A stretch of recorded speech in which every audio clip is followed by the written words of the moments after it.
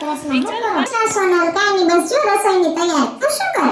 કાઈ ની બાયણે બેઠી છું મારે હમણાં રસોઈ વરગવું છે પછી હાંજે ઓળીના દર્શન કરવા જવા છે હા એટલે અમે પણ વેલા વળગી ગયા મારે કઢી ખીચડીને રોટલા ને શાક કરી નાખું છે ને જો અડપ સરસે ને તો લાપસી કરી હા અને શીરો પૂરી કરવાના કોઈ જ મને મોડેલ ભાવતી નથી ખબર નહીં અખે પડી ગઈ કે હું પેલા પૂરી બહુ ખાતી જેમ કે હતી ને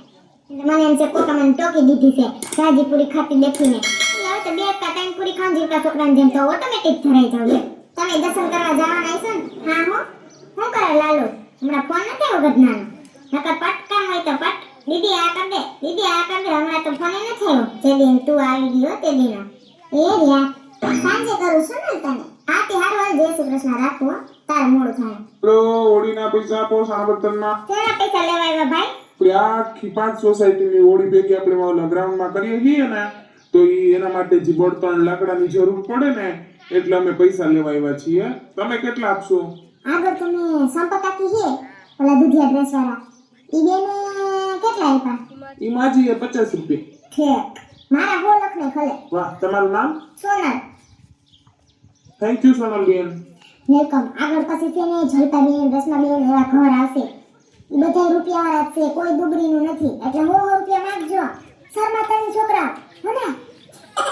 સંપા કાકી તો પહેલેથી લોભરા છે ગાઉની ના લે વરના એક ગાઉન લે તમને હું પૈસા દે હારું છોકરા જાવ તમે તમારે જય શ્રી કૃષ્ણ સોનલબેન જય શ્રી કૃષ્ણ ઈ બાજુ કઈ ની દૂધ લેવા જાતી હતી ઠીક ઈ વાને સર શીખવાડી દીધું છે તમે હા તમારી ઈ વાત તો હોશિયાર છે અમુક પર જાય તો થોથડી ની હોય ને એની માથાકૂટ કરી કરીને આપણે ગાંડીના થઈ જાય પણ એને ન ઉતરે મગજના એવું છે અટાણે તો અમુક હોશિયારો ને અમુક થોથે પાસે આંગળે થોડા હરખા હોય કા હા ઈ વાત સાચી તમારી આ કોણ છે આ બે છોકરા ઘરે ઘરે જાય છે ઈ ઓલા છે આપણે કેમ ગામડે રહેતા હોય તો ઓલા સાણા બર્તન લેવા આવે સાંજે ઓળી હાટું પ્રગટાવા હાટું ના ભેગા કરતા હોય સાણા ને બર્તન ને પછી સિટીમાં તો કઈ જોડે નહીં સાણા બર્તન એટલે રૂપિયા લઈ લે પછી જ્યાં વેચાતા હોય ને ત્યાંથી એકાયરે લઈ લે એટલે ઘરે ઘરે હે ને જેને જેનું યથાશક્તિ પ્રમાણે રૂપિયા દેવા હોય ને ઈ દે મેં તો 100 રૂપિયા દીધા સતા કાકી 50 રૂપિયા દીધા જીવ ના લે સાચી વાત છે ચાલ ચાલો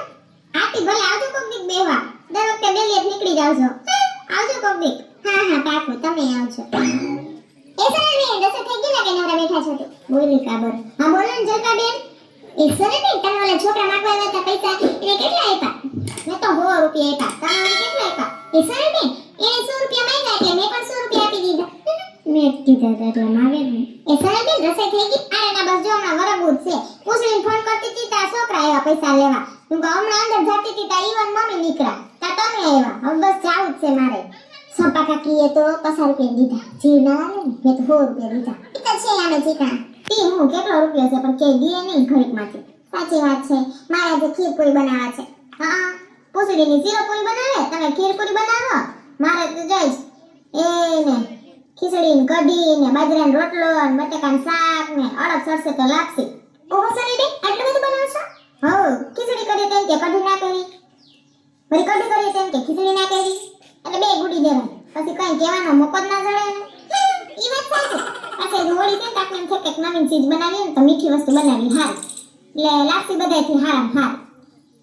ઉત્તમ ગણાય લાપસી હિંજા એટલે હું લાપસી કરી નાખું આમ આડે દિવસ લાપસી યાદ ન આવે તટાણ કરી નાખી ઈ વાત સાચી મસાલે બે મારી લાપસી કરી નાખવાની જરૂર છે પણ પાછા અમારે ચીંટું ના ભાવે પછી તમારા ભાઈ મોડા આવે તો મારે પૂરી કે કેમ બધું મેળવી ખાઈ જાય રોટલા એને ના ભાવે સાયગી ના છે બધાય ઘરમાં